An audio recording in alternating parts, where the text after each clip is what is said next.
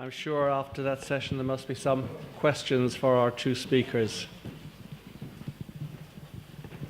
Yes.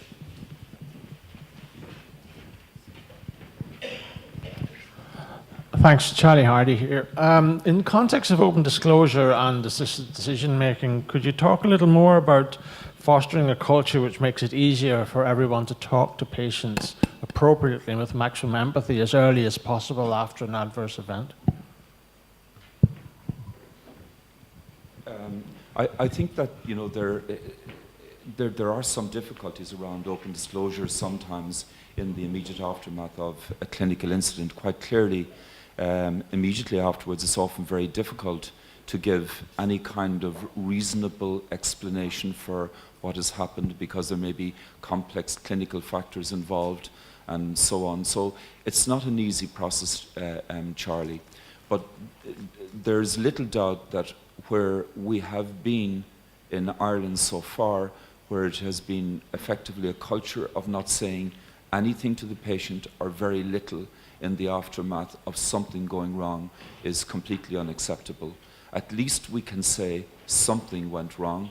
We're not quite sure what actually happened, and there will be a process here. And I think it's that process which I think is going to be the most significant added value issue to the whole open disclosure project, which is about that initial engagement and then the continuous engagement. And I don't know if you've seen the proposed legislation, but the process as laid out is, a particularly onerous one for hospitals and practitioners, but fair to patients and fair to clinicians and nursing staff generally.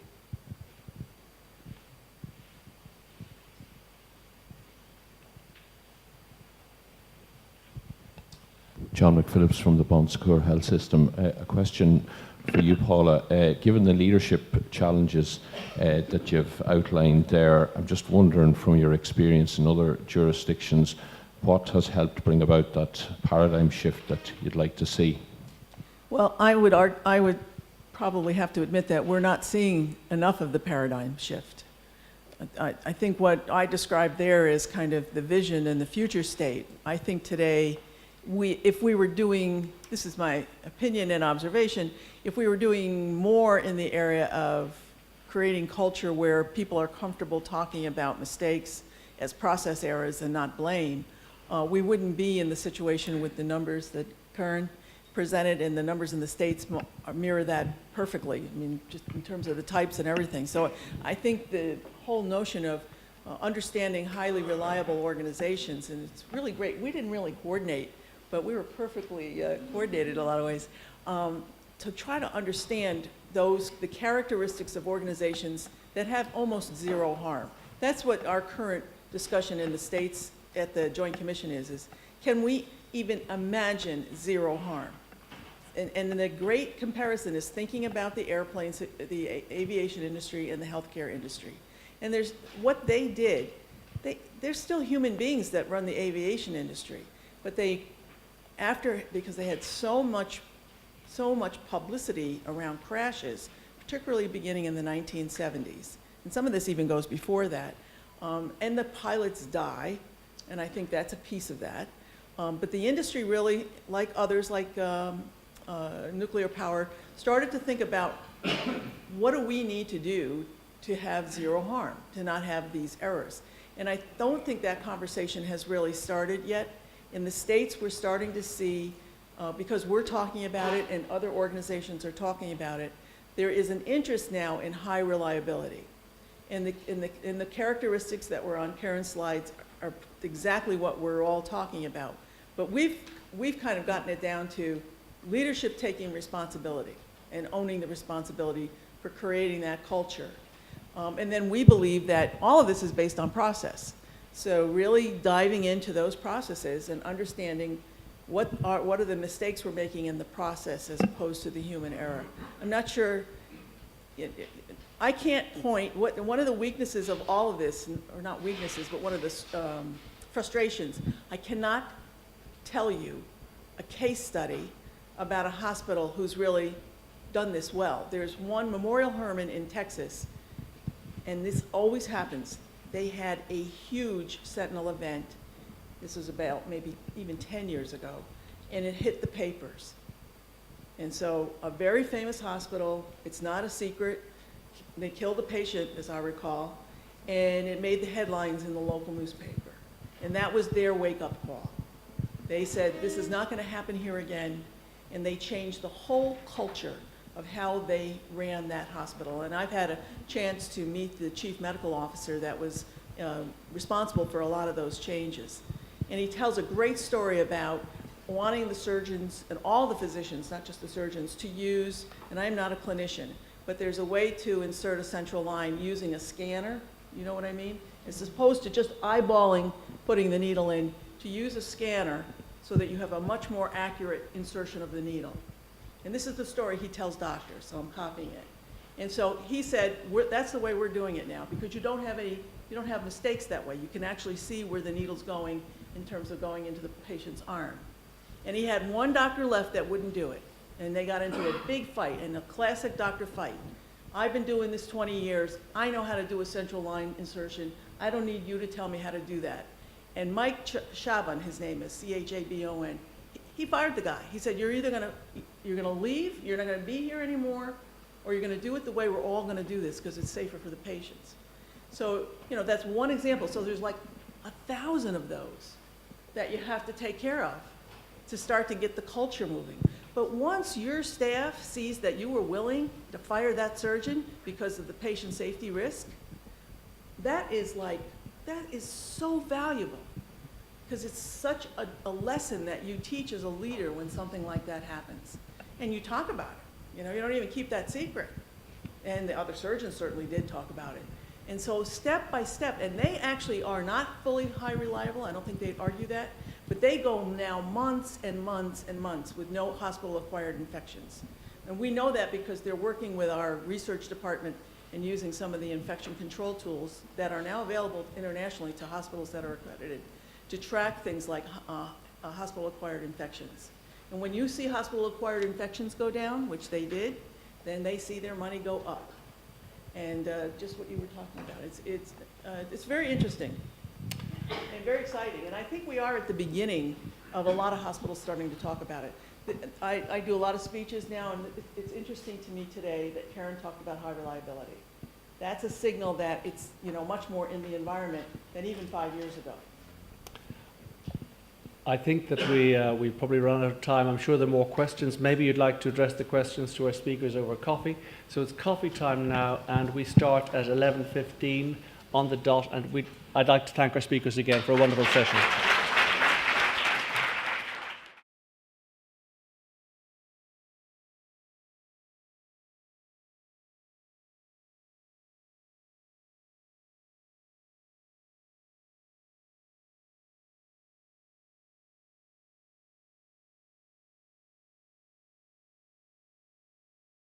The Minister spoke this morning about the political panel that we were planning for this time of the morning, where we were inviting people to come and say what I would do if I were the Minister for Health.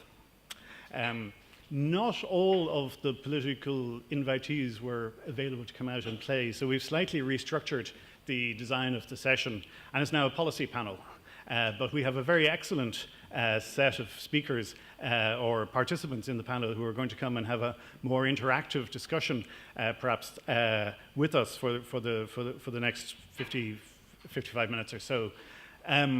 So I'd like to ask them to come to the platform first of all, and I'll introduce them. I might start with well, please all come up. I'd like to invite Frank Dolphin, Vincent Barton, Jack Chambers, and Frances Ruane to rejoin us on the panel. I'm not sure if Frances is in the room, but don't worry, we know her anyway, so she needs no introduction. Just to introduce you to Frank, who is on my extreme right geographically. Frank Dolphin is a psychologist who has an extensive career in business and professional practice. Was the founder of Rigney Dolphin, and more recently established Relate Care which provides patient access and telehealth services to hospital groups and their patients in the US from its centres in both Cleveland and here in Waterford. Frank has a long pedigree of being involved in health policy, having been chair of the Health Service Executive. In 2010, he was appointed chair of the Health Service Executive, but he's also chaired the Children's University Hospital, Temple Street, the Dublin Midlands Hospital Group, and indeed he led an international team that was set up to advise the Irish government on the new National Children's Hospital, the eponymous Dolphin Report. Vincent Barton, I think, is probably well known to all of you sitting beside Frank. Vincent is the managing director of Prospectus Management Consultants, a firm that he's been with since 2001, and where he has worked in a very wide range of projects in the healthcare sector right throughout that period. And of course, he came to Prospectus with deep expertise in the health sector from before that. Frances Ruan, as I say, needs no introduction since she was introduced earlier, but we're glad to have her back to participate in this panel. I suspect there may be things that people wanted to ask her that they didn't get to ask her at the earlier stage. I said that not all the politicians that we asked came out to play, but I'm very delighted that Jack Chambers, TD from Fianna Fáil, who's a spokesman on community and national drug strategy, has joined us. Frank is originally from Mayo, but that's probably not something he mentions to the constituents of Dublin West. Dublin West? Yep. And Jack is his degree in law and politics, but is also, I know, is also involved in study of medicine and has a close interest in the whole area of healthcare. So that is our panel, and our approach this morning is to hop a few balls, perhaps arising from the recommendations of the Sloan Care report, and to ask the panelists to pick them up. So I'm going to start with a couple of questions, but I'm very happy to have engagement from the floor in this session. So if anybody wants to ask a question, please wave vigorously or catch the eye of the people who are carrying the microphones when they're around, because I'm slightly dazzled by the lights here, so I may not see you, so wave more vigorously than you might in other circumstances. I'd like to start by just going back to something that was discussed in the first panel, which was the whole area of the transition towards primary care, and the idea that this indeed is a very key recommendation of the Sloan Care report. But the question that I'd like to ask is, what does it mean for hospitals, and indeed for private hospitals? I mean, this is a big move that's been proposed many times in the past, as we heard during the first panel. But I'd like to put it to the audience as to, or at least to the panel rather, as to what might it actually mean. Do we have a volunteer who might like to comment on the reality of transitioning towards primary care as recommended in the report? Frank, would you like to take that one to start with? That's the problem with being in your sightline. You're all in my sightline. Yeah, I suppose I'd like to think of it obliquely a little bit. I think in terms of the opportunity in primary care for the private hospital sector is, first of all, a branding opportunity. Because I think if we transition services within primary care, it will mean that the services that come from particularly private hospitals and indeed from the public hospitals, some of the key personnel will start now performing services within the primary care sector. If you do that effectively, you've got to bring your brand with you. So brand awareness is an area that I know it's a little left field, but it is a factor to bear in mind. I think the second thing that's going to be quite interesting in the growth of primary care, it's the way the interaction between primary care and the hospital system works. I mean, if you go to your GP, if he or she decides to refer you to a specialist, very few GPs actually ask you who you want to go to. You're sent to. And sometimes that's the cause of some of the bottlenecks, because certain GPs, like solicitors and barristers, certain GPs have people they know or have worked with or like or trust, etc. But what they don't have access to is where the resource is kind of less intense, or where there is slack in the system, so that you could have a procedure done much more quickly in hospital B instead of hospital A, but we all go to hospital A. You know, I remember when I was chair of the HSC one time, I was in Tesco in Waterford, where I live, and about 10 o'clock at night, I discovered that's about the safest time to go out when you had a role like that.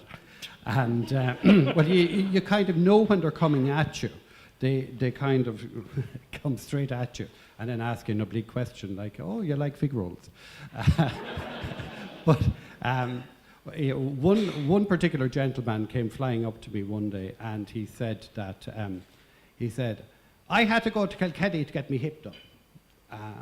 It's not a disgrace, the system. I couldn't get it done in Waterford. Now, I know Waterford's very topical at the moment on other issues. And I kind of listened for a moment, and I said, are you okay now? Oh, yeah, he said, but what's that got to do with anything? So I think there's a lot in terms of understanding how, I mean, it's a nice idea to say primary care will cover off a lot of services, but we really have to understand the interaction between primary care, the interaction between the general practitioner and the specialist, how you achieve that. I mean, the way you do it in the US is so much different. You kind of pick your own specialist, you ring the hospital, you make your appointment. You don't need your primary care physician to do that. And I think we need to be looking at the system differently. But the impact for, I think, people here on the primary care or the private care is it is definitely opportunity, but look after your brand and work on your brand awareness. Vincent, would you like to? Yeah, maybe just to add to one or two things Frank has said. I mean, it does strike me that Francis rightly spoke earlier about, you know, the huge opportunity around sláinte care. There's a kind of a compelling vision being created, but we need to follow through. And when you think that the vision for primary care now dates back to 2001, and it was a distinctively thought through policy, very comprehensive in almost every aspect. But we're now 16 years on, and the diagnosis and the prescription remain the same and largely unfulfilled, which is slightly depressing. It makes you ask questions about the patient management in this issue. And I think it's a huge opportunity, but unfortunately the setup at the moment means that certainly in regards to integration between the primary and the acute sector, nearly all the incentives are dialed against. And while the public system, and Leo referred to it, has begun to structure some integration issues there which would allow primary care to play the role that policy says it should play, I think it's going to take a long time. One of the things that's happened in those 16 years is the average age of the GP workforce has increased considerably. And if we think of Jim's advertisement about Mount Sinai, it seems that a more privately envisioned acute system in the States has already taken on board the idea that they need to put their emphasis, their commercial emphasis, on the other part of the system. I guess it's a huge opportunity rather than an immediate existential threat for the private hospital sector. Okay. Does either Francis or Jack want to comment on this one? Okay. It's not compulsory that everybody comments on every question. Jack. Yeah, no, thanks, Francis. Well, first thing I'd say is it's welcome that we're transitioning or trying to move towards a primary care-led approach. I think that's the best way to manage the population, as you all know. And I think the fact that there's a political consensus around that is positive. The problem is, as has been mentioned by Vincent and others, is that if you look back at the reports from 2001 and 2002, replacing the year number, you nearly have the same proposition, the same potential outcomes, the same integrated care at a primary care level. So really this is about implementation and how we deliver primary care for the population. And I think one of the flaws of the report is that it entered the black hole of telling people what they wanted to hear, whereby it stated that there would be free GP care for everybody. And when you put that on one side and you look at the recruitment problems around GPs and retention that we've seen from the IMO and others, how do you give free GP care for everyone and provide infinite supply at the primary care level in terms of on the doctor side, and then generate significant demand, and that's what free GP care does for everyone. So in many ways, whilst some people who were part of the committee stated that it was ambition over aspiration, I think the report, particularly around primary care, didn't provide a very detailed pathway of how we deliver free GP care for everyone and how we address the recruitment problems that are there. But I think creating the diagnostic potential within the primary care setting is what will remove the cycle of trolley problems and the acute exacerbation we see in our hospital system. But that means we have to have more prophylactic-like care. So how do we look and how do we develop, for example, around e-health? How do we look at red flags for people around, say, blood tests and different diagnostic processes? And last night I was getting my NCT card done. It was a couple of months late, and I never got stopped, so I was in a rush to get it done. But I was just sitting in the NCT centre, and a thought came to my mind. I said, how many people between the age of 20 and 50 something get their NCT done and bring their dog or cat to the vet, but they don't ever get themselves checked? For me, it's not about creating a populist political statement about infinite care, infinite demand, and the GP will be there at any time. It's about how do we look at our population and try and intervene before the acute event occurs. And that might be where you have a one visit per year, and you mirror and have that with the new e-health approach. But really, I think we need more specifics around how we deliver primary care for the population. Sure. And we need to move away from what people want to hear, which is free GP care for everyone. Whilst that should be the end goal, I think we're a long way from it. Okay. And I think it's important that we're realistic when we're planning health policy in the future. Okay, Jack, just before I go to Francis, just to mention, I'm going to move on to another topic after Francis' comments. So if anybody else wants to make a comment from the floor about the intersection of primary care in the future and hospitals, catch my eye in the next moment or so. Francis. Okay, so I said at the beginning I'm not a health economist, and health economists are very committed to the notion of care being absolutely free at the point of use. As an economist, more generally economist, I worry a little bit about that's not necessarily the best way to use all the resources. That said, I think the charge has to be sufficiently low that people can afford it and can access it. And if it may well be the case that for certain groups whose incomes are already very, very low, it has to be free at the point of use. But that notion of, and to some extent it came a little bit out of World War II, which was providing better health care for everybody because everybody was in very poor shape on continental Europe at the time and in the UK, and it came out, but it was almost that notion that everything that you need will be provided by the state, and you're just there to buy the luxuries, but then, or the other things, but then, so it's housing or it's health or education, which was very much the model of the welfare state. And while I'm very empathetic to that model, I also think one needs to think through how does it affect behaviours, how does it affect what we do. And given where we are and where we might be heading for, I agree with you, really have to think that through. To me, one of the crucial things in the report is the emphasis on well-being. And I think, Jim covered that a little bit earlier with his slides, but really the notion that I have to take some responsibility for my own health. And that somehow or other must be reflected in how we do the system and how we operate, how the system operates. The other part of it, I suppose, is the notion that if I'm going to, let's say I'm going to buy a house, I go to the local solicitor. I might have a very brief meeting with the solicitor. Most of the work is done by the junior solicitors, etc. So it's a triage system in some sense. In other words, the work is outsourced.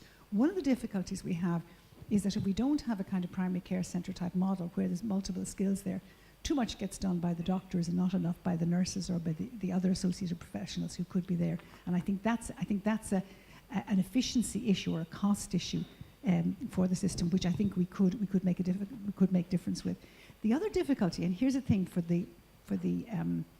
if you draw a parallel between lawyers and consultants. Okay, so now I want to you look at solicitors, so I've just done the solicitor thing, so it's a junior who does the work. If it's very complicated, they get a senior person involved, or indeed they get a barrister involved. Barristers in Ireland work on their own, they don't work in chambers. That means that if you go to a barrister, you're paying that incredibly high fee if you want the very best barrister to be there on the day. So you're locked into a very, very expensive system. A little bit the same with the consultant.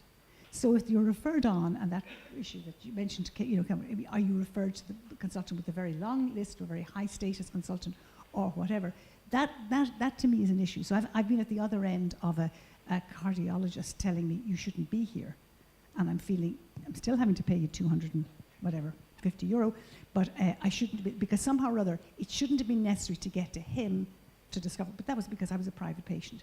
Whereas I think in the public system, you would be dealt with by somebody a bit further down the line. So there's some inefficiencies structurally in the system which lead us to higher costs. And I think at the primary care end, I think there is a very large range of difficulties to be dealt with. And a final point, primary care in urban areas versus primary care in rural areas, it's not a one-shoe-fits-all, and we really need to think that one through. I think that's very... Yes, I have one contribution from the floor just on this primary care thing. But if we have more, as long as they're very brief, I'll take a couple more. Hi, Jack Nagle. I suppose just coming back to the question is how it's going to affect the private hospitals. I'm very heavily involved in the primary care centre area and primary care centres. And we looked at a lot of the patient pathways and how this might be in the future. And some very progressive private hospitals were involved in those discussions with us. And my suggestion would be, coming back to what Frank was saying there, is real opportunity for you to be out there involved in the delivery of services in a very integrated way as part of the primary care solution, branding yourselves so that when these people have to go to the hospitals, you're the first hospital they choose. So you're part and parcel of the solution out in the primary care area would be my suggestion. Thank you. Okay. Anybody else on this, or I might move on then to another question, another topic. Waiting lists obviously is a very popular topic in Ireland today. The Sloan Care report suggests or recommends that the Minister should introduce legislation in 2018 to put ceilings on waiting lists, which would be gradually achieved by 2023, so that nobody would wait more than 12 weeks for an inpatient procedure, 10 weeks for an outpatient appointment, or 10 days for diagnostic tests. I don't think this is the first time that we've had plans to have targets for tackling waiting lists. Do you think the Sloan Care Committee have it right? Does anybody on the panel want to comment on that? Or what should be how do you make sure that such legislation will be effective? Vincent. I'll first go and try and deal with the easier bits and pass the buck to my colleagues now. It strikes me that there's a more fundamental recommendation behind the waiting list one, which is that we should have a rights-based health system with legal entitlement rather than eligibility. There's a slightly Kafkaesque arrangement at the moment. You're eligible, but we mightn't be able to give it to you. So the Sloan Care group said there should be a defined basket of services to which you're legally entitled. For me, that's the core question. I kind of find it hard to think that there'd be a legal entitlement to waiting lists for certain things, which would be a subset of other stuff, and that you could make that work in any coherent way. I think it would actually maybe fragment the system further. I do think there's some merit in, it would certainly be a complete game changer. Francis spoke about a complete game changer if there was a defined basket of services with legal entitlements behind that. And of course that would have been at the heart of the UHI proposition. just a second thought on it, though, is they reference Scandinavian experience in the report on that, and I was struck by the fact that they said that waiting list busting only works when it's reinforced by legislation, but they also had in, and there's a choice of alternate providers available, which strikes me as being particularly resonant for this audience, because that choice of provider is very managed at the moment by the ultimate funder. So maybe if it came with the choice of alternative provider, it would be an attractive scenario. Of course, the irony is that in Ireland today, the only choice of alternative provider is the cross-border health directive, whereby you can go abroad to find an alternative provider. Absolutely. Paradoxically. Who else would like to take this ball? Jack. Yeah, I think, you know, by trying to create a rights-based approach, again, it's ideal probably in the end game, but it's a bit like changing the pupil-teacher ratio of a classroom where there's 30 to 1 and changing it to 10 to 1 overnight and expecting a transformative change within the classroom. Where are the classrooms? Where are the teachers? Where's the capacity? So you can't impose a legislative threshold on a system that's broken. And for me, one of the weaknesses of the report is that it doesn't address the structural problems within our public health system and how we spend our existing 15 or 16 billion. And until we address those problems and those structural issues, which are difficult political questions, we won't be able to provide a rights-based approach, which I think would be proper in the context of the people who wait and are developing morbidities and disabilities on our waiting lists. But to deliver a rights-based approach within 18 months, when we know the system is broken and people have to wait 2 years within that system, it seems a bit unrealistic for me, and it shirks from addressing what we know are the core issues with our public health system and the patient flow within that.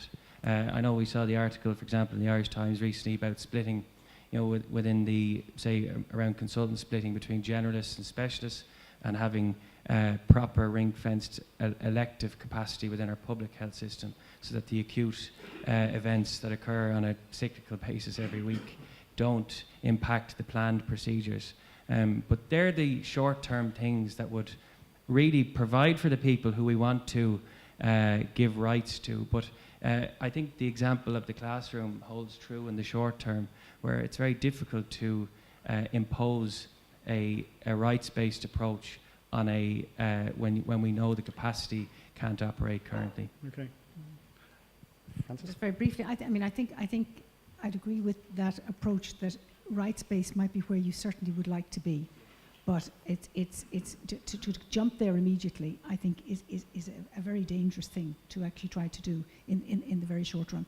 I mean, what's crucial, I think what's crucial is that the resource allocation models actually make sure that everybody's incentivized to behave in the right way in terms of doing things. So I'm not encouraged to come into hospital early for something just because they've an empty bed and they'd like me in to fill it. And I've had that happen many years ago in a private hospital.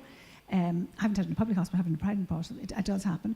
Are people staying on longer because otherwise the bed would be empty? So we've got to make sure that those incentives aren't wrongly placed.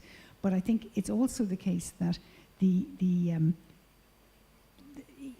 there's probably people attending outpatients for longer that should be out of that system and back in the primary care system again. And it may be the case that in some places in Ireland where the private hospitals are located, they could play quite a different role to the one that they play in the bigger cities. So I do think that it's not just a question of the model of primary care, it's the model of healthcare provision involving the private hospitals and the primary care centres that needs to be looked at in both. Thank you. Again, just before Frank comes, if anybody wants to come in from the floor on this one, I signalled now, I see one offer already. Frank.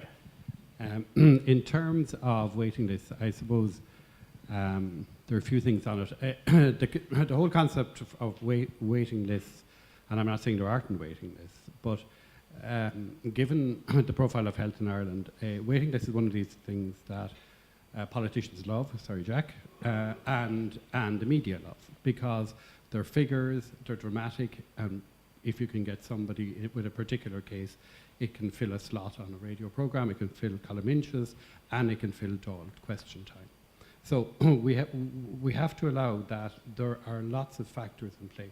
What we haven't put in place is an effective triaging system of what are people waiting for, and how many of the people who are on a waiting list are in serious need. And I'm not saying there are people not in serious need. Now, so just to be absolutely clear, but there can be an emotive reaction to a waiting list that equates something that may be routine or maybe investigative versus something that is kind of chronic and immediate. And I think we've never got to in the system is how we triage waiting lists. And back to Francis' point earlier is that I think there's a lot of work can be done, particularly with nurses, particularly and with junior doctors who can triage and in a sense grade what is on the waiting list. And I think we need to do something quickly with that to kind of get a real sense of what's really on our waiting list and how many people, you know, because I mean we all have experiences of people who are on waiting lists. Yet I'm amazed, one of the lads who worked with me who was boxing, he broke his finger, he had very complex surgery conducted on that within 2 weeks. And my impression, if I read the papers, if I listen to media, if I listen to my politicians, is he'd be waiting 2 years and his finger would be twisted around the back of his head. So from that point of view, I think we've got to get that sense of what are we really talking about? Because it's very hard to get figures. When I asked for those figures back in 2010, who's really on the waiting list? I never got the answer because it's all paper-based. And it's all a sense of, and sometimes some hospitals, again, we're back to the funnel effect, and the other issue is that there are chronic shortages in certain specialist areas which drive up the numbers. I have a couple of offers for the floor on this one. The lady who got the mic first, and then the row behind you, or sorry, 2 rows behind. I suppose just one point I'd like to make. If I could ask people just to introduce themselves and say whether... My name is Henrietta Carney and I work with the Prison Officers Medical Aid Society. It's a restrictive health insurer.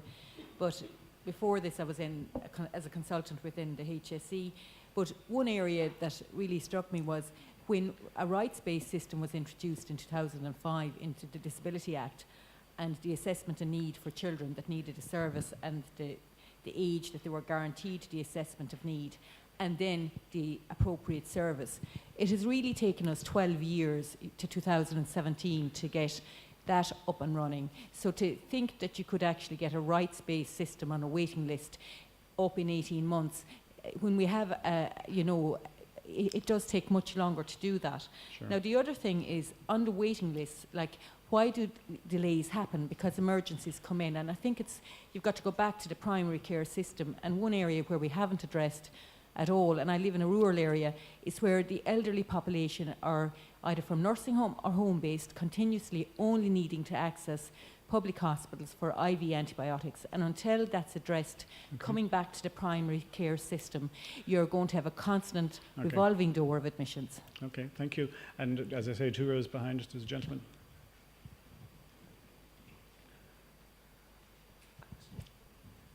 Hi Simon, it's Oliver O'Connor Oliver. here. Indeed, Now, having complained about the lighting, I can't see who I'm dealing with. Let me offer just a couple of points, wearing my old hat. You'd be interested to know that when the National Treatment Purchase Fund was first proposed and engaged in a lot of arm wrestling and interesting discussions in various departments, it was first proposed as the Treatment Guarantee Fund. But of course, guarantee had to be abandoned as a price of actually doing it. If we had insisted, those of us in favour that insisted on it being a guarantee, it would never have happened.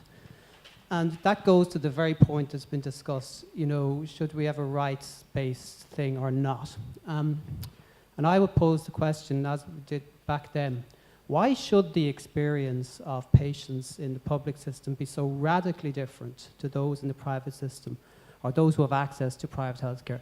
both the insurers and the private hospitals would shudder or would never stand over the waiting time, because it is all about waiting times, would never stand over the waiting times for their customers, their patients, that we say to people in the public system, I'm afraid, you know, we manage expectations, we can't get that far, that fast, we can't possibly have this type of guarantee to you, and you really have to set your expectations.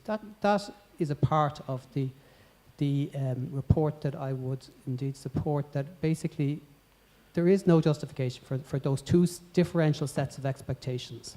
Everyone waits. No one has the treatment immediately available to them tomorrow. It's only a question of the expectation and the commitment that's given from the provider as to how long you should wait. And so I think with the European Cross-Border Directive and so on in place, rights-based approach will in fact ultimately be part of the answer. Okay. I think we're opening up a debate that wasn't had perhaps very much in the committee. I'll take, Alec, is it? Yes, I'll take a comment from Alec. Thank you very much. Just one or two things. One of the things that's never spoken about now, because it seems to be a dirty word, is the lack of beds in the public sector. You remember in Dublin X number of years ago, so many hospitals were rationalised, beds were lost, and a crisis was created overnight for elective surgery in all the major hospitals. I worked for 25 years in Temple Street, and on the north side of the city, excluding the private sector, for example, Hermitage and the private cases done in the bonds, there was no increase. In fact, there was an overall decrease in the number of public children's beds on the North City over a 25-year period, despite the fact that the demographics had changed extraordinarily. Going out, as Jack would know, out to where he lives, Dublin expanded northwards and southwards. And yet, we were expected to try to produce a timely service out of a small number of beds. We have a very low patient bed ratio in Ireland, and in many specialties we have some of the worst ratios of consultant. I was an ENT surgeon per head of the population in Europe. We were much worse than Estonia, Latvia, Lithuania, etc. These have to be figured in as well, as purely, we've tried to burn the beds. We've tried to get patients in and out of bed so quickly in the public sector, but there is still a crisis, and that's got to be addressed. Just as, to go back to the very start of the situation, the problem in primary care in the country, the elephant in the room is who's going to work at night time. Okay. All right, does anybody from the panel want to come back in on that, or I might move on? Vincent, yeah. We're kind of ranging we are kind far and wide, Simon. I suppose just anchoring it back in Sláinte care. I mean, one of the things that really struck me from the report, kind of a boring technical thing at one level, is this issue which is about aligning the way that we think about how we use the money we have with the big priorities. So, in other words, I'm doing a piece of work with the HSE at the moment at the non-hospital side, and it involves looking at spending in everything outside the hospitals. And we did a quick map of the different funding channels there are for what are essentially different service lines. And there's at least 16 different, if you wish, mini banks funding elements of service. You think of the way the Fair Deal scheme is funded versus the way disability service is funded versus the way GP service is funded versus the way hospitals are funded. And we seem to think that a different business model, if you wish, and funding model for all these vital components of an integrated service, that somehow the incentivization will crystallize and people will get a coherent response.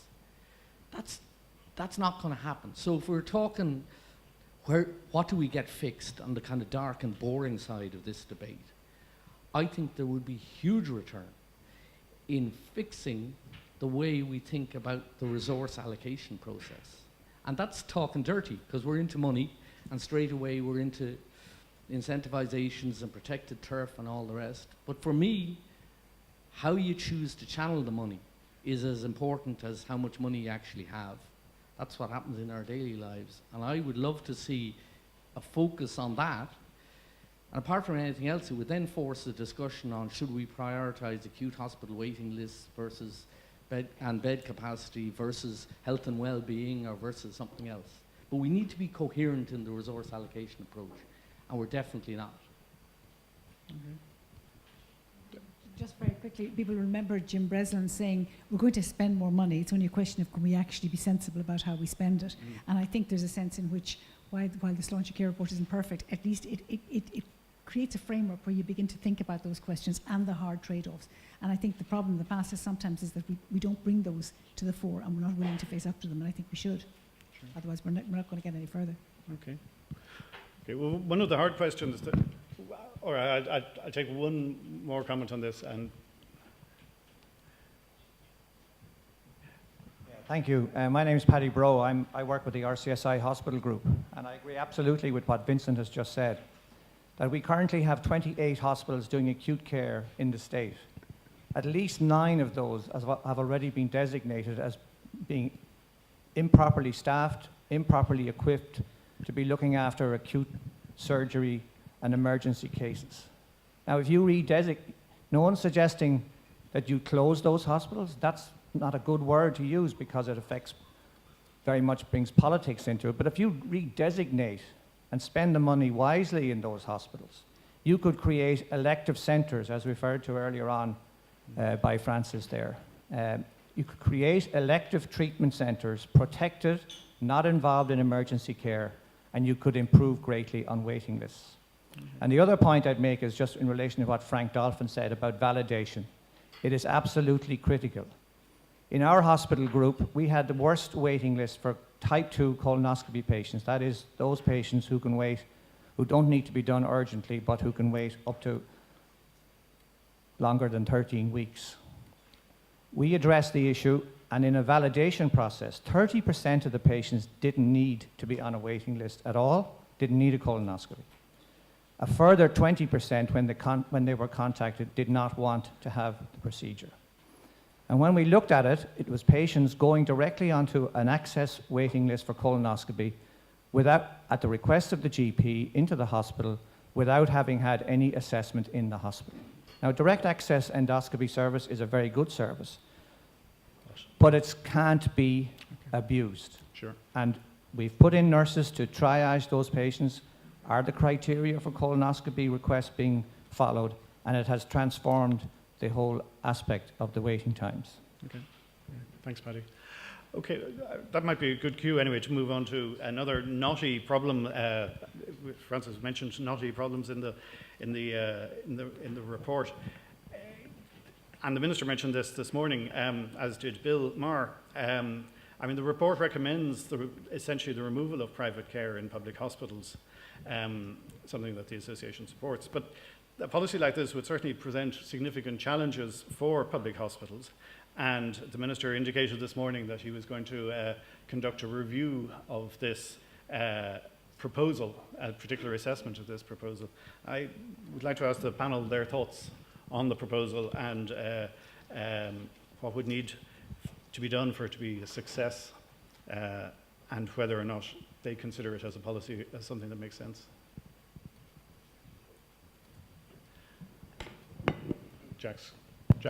Yeah, I support the long-term implementation of that policy. I think if you look at what's happening currently with people under the Healthcare Amendment Act 2013, where people are being forced, for example, to fill out their forms in the public hospital system because they happen to have private health insurance, is creating this split system within the public sector, within the public hospital system, that I think should be divided. Now, to divide it, I think the IHCA have raised valid concerns that if you remove private care completely from the public hospital system, will there be an incentive for doctors to flood over to the private hospital system and leave the public hospital system in a vacuum without the specialists and the staff? So I think it needs to happen with a new consultant contract that's activity focused, whereby, again, we spoke about incentives earlier. We need to empower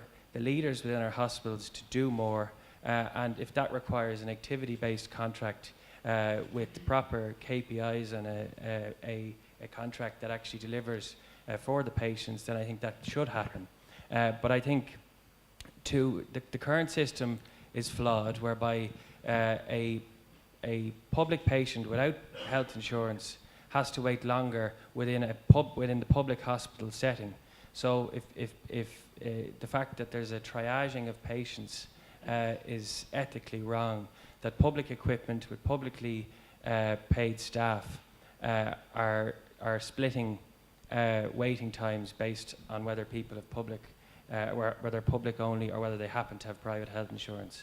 And I think it would also leverage greater capacity within our whole hospital system, whereby we'd utilise the existing private capacity to actually take people off our waiting list. And I think what's interesting, the reason I think there's a core ethical problem in this, I would say if you were to audit waiting times in the public hospital system, those who have private health insurance are unlikely to be waiting 15 to 18 months. So if that's the case, how then do we have nearly 700 million going from private health insurance into our public hospitals if everyone is meant to wait the same time? And is there a differentiation on the acute lists between those who happen to have private health insurance and those who don't? So I think it's created a really complicated problem within our system, and I think I support the principle of what the report is trying to do, which is to divide between private healthcare and a proper publicly funded system. But I think to do it without a new contract would result in a tsunami of staff out of the public health system, and I think we have to manage that very carefully. And I think a lot of doctors would like to have an activity-based contract where they can actually make a choice between public or private, and where they're rewarded for the work they do versus the work that some consultants would do an enormous level, and others mightn't do that. So I think we need to focus on the incentives, and I think they can become the leaders of change within the public hospital system by rewarding them for what they do. Okay, thank you. Just very quickly, I mean, if we think about what that would do, I mean, it depends how effective, how important it'll be will depend on what the ultimate constraint on supply is at the moment. So if it frees up beds because all those private patients are over in the private hospitals, if you also lose consultants at the same time, the supply effect may not be that great. So I think there's a real case of where a close study of looking at where the supply of both the beds, the nursing staff and the doctors all would be impacted on it. I think without doing that, moving very quickly in that direction could create absolute havoc. So I think that's a crucial starting point, is actually to discover what exactly would happen. You know, if you took 10% or 50% of it out at the moment, what would be the knock-on effect? There's a modelling exercise there, I think, to be done, which is pretty urgent. Just a few points on that. I think there's always been complexity around the consultant contract, the A, B, and C contracts. You know, I think we know at the moment that the A contract with the current levels of pay is not internationally very attractive. We have to be realistic and know we are in a very competitive market for qualified health personnel internationally. These people can up and go, and we've got to get a little bit more real about that. I think historically, one of the things we don't do in Ireland very good is we're not very honest about our own history. And if you go back in the history of when the common contract was negotiated by the consultants, I think back in the 70s, services were provided by some public sectors and by religious institutions. And most of the consultants at that time were not earning a lot of money. So they negotiated a darn good contract for themselves that has served them well, right? Activity-based will work quite well, right? But if you're going to go public-private, and if you're going to put a line down, and I don't have any great difficulty with that, then you've got to do it the whole way. And this is one of the issues I would have with the current report, is if you're going to take the private business out of the public hospitals, you've got to take the private business out of primary care. And that hasn't been talked about. Because if it's private, it's private, it's private. If it's public, it's public, it's public. And then you won't have the issues Jack are talking about. You won't have the issues of the speed of progress, because you will have no contamination between the two systems. So if we're going for it, then I think that the Oireachtas Committee need to go back and have a little look at that and be, a little clearer in their thinking, because the way it's going to set up at the moment, the seepage is going to happen, and we'll be back to dancing around in rings again. Okay. I'm going to throw this one open to the floor now as well in a second. Vincent, do you have a view on this? No. Okay. Is there anyone on the floor who'd like to pick this one up? Eamon. There is a mic coming your way, Eamon. It's coming right now. Eamon Fitzgerald from the Hermitage Medical Clinic. It's a question and a comment, maybe the comment first. I don't really think we can take a simplistic view of just disentangling the private patients from the public system, given that about 60 to 70% of the admissions into the public system is through the emergency department currently. And there's no way you're going to replicate that infrastructure in the private sector. It doesn't make sense to do that. So you're going to have a model whereby clinical need determines where people go, and academic teaching hospitals and other secondary and tertiary and quaternary centres are always going to be a provider of significant complex care in the public system.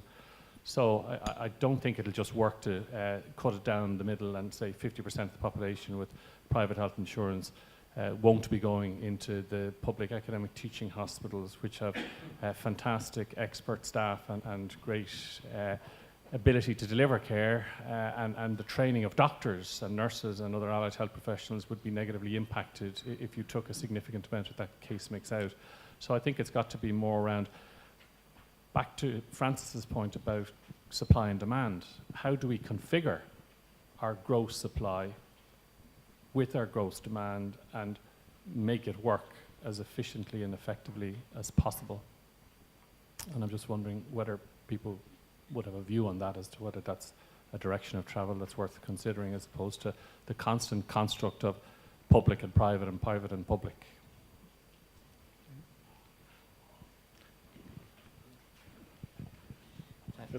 Thank you very much. I think I would have a certain degree of sympathy with Eamon's view. I was previously pointing towards kind of incoherent resource allocation arrangements, and in a sense the 650 million that's going into the public hospital system from those charges, that's a resource allocation mechanism. Boy, is it a complicated way of circulating that money around the system between insurers and out of pockets and all the rest, and it surely drives a range of perverse behaviours. So if we were starting afresh completely, I think I'd probably be going for a much netter distinction between a public and a private system if the view was that the state doesn't do everything. But we're not starting from there. We're starting from where we are now, and I do think that apart from the study which needs to be done on that, I do think there'll be serious disentanglement issues. There's also another thing which I don't think was referred to in the report, which is the scale of our health economy doesn't really make it easy or plausible to construct a duplicate model like that, I would feel. And you can see it in terms of certain specialties, but you can also see it in terms of, as Eamon mentioned, training, teaching. Could you actually construct a viable and quality assured parallel system there?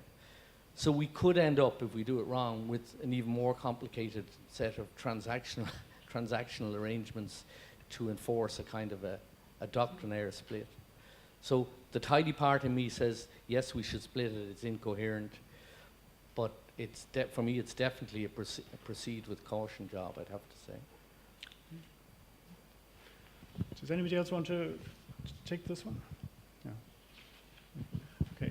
If not, rather than get into trouble with Kathleen by opening up another question with only just a couple of minutes to go in the session, I'm going to thank our panel very much. I think we've opened up some quite interesting issues that probably hadn't got ventilated in the debate so far on the Oireachtas Committee report, and I'd be curious to know whether the debate that was going on in Cabinet this morning on the same matter was equally reflective or benefited from equal analysis. But thank you very much to Frank, to Vincent, to Francis, and to Jack.